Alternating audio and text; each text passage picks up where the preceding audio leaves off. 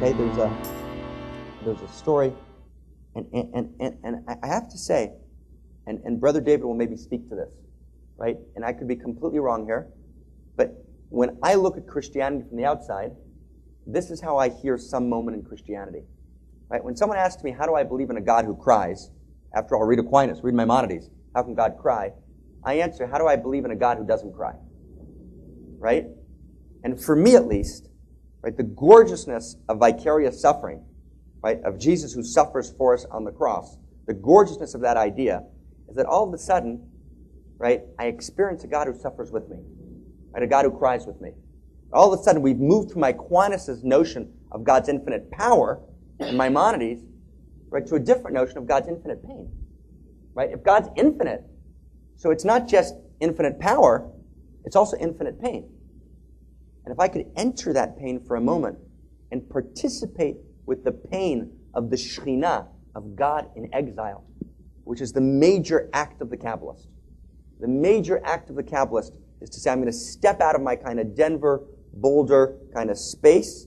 I'm going to participate in the pain of the Shekhinah in exile, which was precisely, I think, the meditation we just did.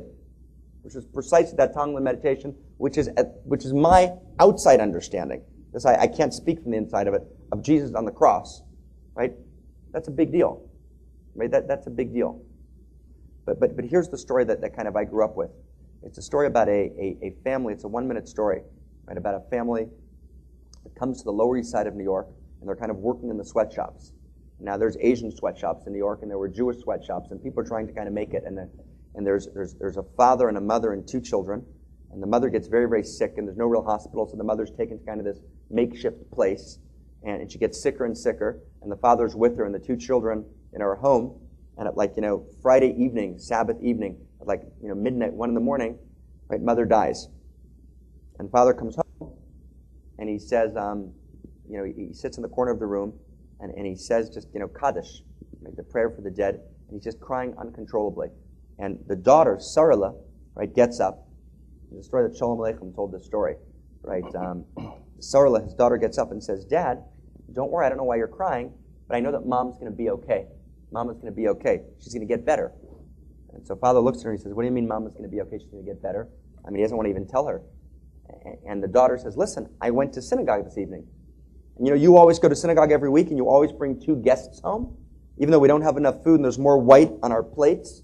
But you always bring 2 guests home, and I always ask you, Tata, right, we don't have enough eichel, we don't have enough food, right, so why do you bring 2 guests? And you always say, because it says in the holy books, staka tatzil mimavet, right, charity saves from death. So tonight, while Mama was in the hospital, I went with my brother, right, to synagogue, and I brought 2 guests home, right, and I fed them just like you do every week, and you should know, right, it's going to be okay because charity saves from death.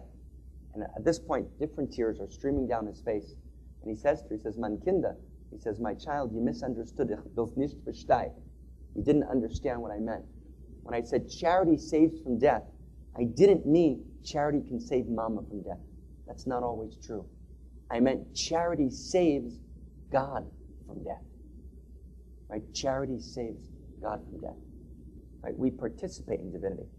Our tears, our protest, is the Shekhinah talking through us. It's the dignity of the question. It's the dignity of the protest. It's the ability to let go of the need to give an answer and to hold the gorgeousness of the cry, right, of the question. So if I can, and I don't want to put my holy brother on the spot, is there a Christian way of speaking to this, Brother David? Is there just in the... Well, all my life I've been struggling with this, and all I have pushed through is very close to what you've been saying. The way I formulate it is that if God is almighty, there's only one thing that is almighty. It's not the power of the king. It's not the power of the potentate that sits up there separated from us somewhere in the sky and has power, worldly power. The only thing that's really ultimately powerful is love. And so you don't have to wait until the Jew Jesus. You find it in the Psalms, where in Psalm 91 God says, I am with you in your trouble. And we want to say, that's the worst that could possibly happen. We want, if God is in trouble, then we are really in trouble. We want the God that sits up on a cloud and pulls us out. But God's, in this wisdom of the Jewish scripture, says, I am with you in your trouble. When you are in trouble, I am in trouble. And so the powerfulness is a different kind of powerfulness. It's the powerfulness of love. And that is a power that comes, as St. Paul says, to fulfillment in weakness. So it's, but I don't want you to think that this is a glib answer that I'm very comfortable with or can live with or something like that. I'm struggling, but that's as far as I've got.